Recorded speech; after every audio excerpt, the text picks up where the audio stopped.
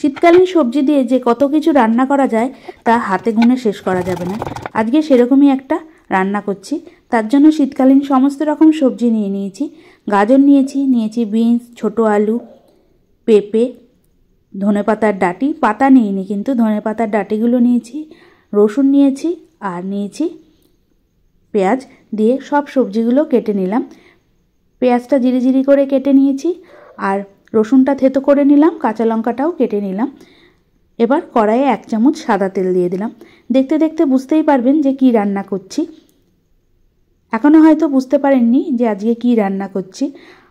তেলের মধ্যে দিয়ে দিলাম 1 টুকরো বাটার দেওয়ার পর 2টো ছোটো এলাচ একটু মুখ খুলে দিয়েছি, 2টো লবঙ্গ আর 2টো দারচিনি স্টিক দিয়ে কেটে রাখা পেঁয়াজটা দিয়ে হালকা আঁচে 2 থেকে 3 মিনিট মতো ভেজে নিলাম। এবার থেতো করা রসুন দিয়ে দিলাম 5 থেকে 6 টুকরো, দিয়ে কিছুক্ষণ মতো ভেজে নেব, কোনো কিছুই লাল করে ভাজবো না। এবার এর মধ্যে দিয়ে দিচ্ছি চিকেন। এখানে 300 গ্রাম চিকেন নিয়েছি। চিকেনটা দিয়ে গ্যাসের আঁচ হাই ফ্লেমে করে চিকেনটা কিছুক্ষণ ভেজে নেব। চিকেনের কালারটা চেঞ্জ হতে শুরু করে দিয়েছে। এবার এর মধ্যে সমস্ত রকম সবজি দিয়ে দেবো। বিনস বাদে সব কিছু দিয়ে দিচ্ছি। বিনসটা পড়ে গেছে, এবার আমি বিনসটা তুলে নিলাম। সবজিগুলো দিয়ে 2 থেকে 3 মিনিট মতো ভেজে নিচ্ছি। এতক্ষণে বুঝতে পেরে গেছেন যে আজকে কি রান্না করছি। আজকে করছি চিকেন স্টু। শীতের রাতে যদি এইভাবে চিকেন স্টু খাওয়া যায় খেতে কিন্তু সত্যিই ভালো লাগে। সারা বছর সবজি পাওয়া গেলেও শীতের সবজির যেন আলাদাই একটা স্বাদ থাকে। এবার এর মধ্যে সামান্য পরিমাণ হলুদ গুঁড়ো দিয়ে দিলাম, দিয়ে খুব ভালোভাবে কষিয়ে নিচ্ছি। এবার এর মধ্যে দিয়ে দিলাম বড় সাইজের একটা টমেটোটা দিলে স্টির মধ্যে একটা টক ভাব আসে। আর কাঁচা লঙ্কা কুচিটাও দিয়ে দিলাম, স্বাদ অনুযায়ী কাঁচা লঙ্কা দিয়েছি। কিছুক্ষণ মতো ভাজার পর এখানে বড় কাপের 1 কাপ জল দিয়ে দিলাম। সবজিগুলো সিদ্ধ হবে বলে জলের পরিমাণটা একটু বেশিই দিলাম। এবার এর মধ্যে দিয়ে দিলাম স্বাদ অনুযায়ী লবণ। যদি পরে লবণের প্রয়োজন হয় সেক্ষেত্রে আবার পরে লবণ দেব।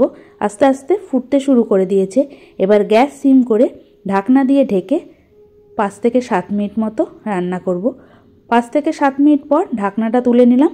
এবার এর মধ্যে দিয়ে দিলাম বিনসটা আগে দিইনি, তার কারণ বিনস সিদ্ধ হতে কিন্তু বেশি সময় লাগে না।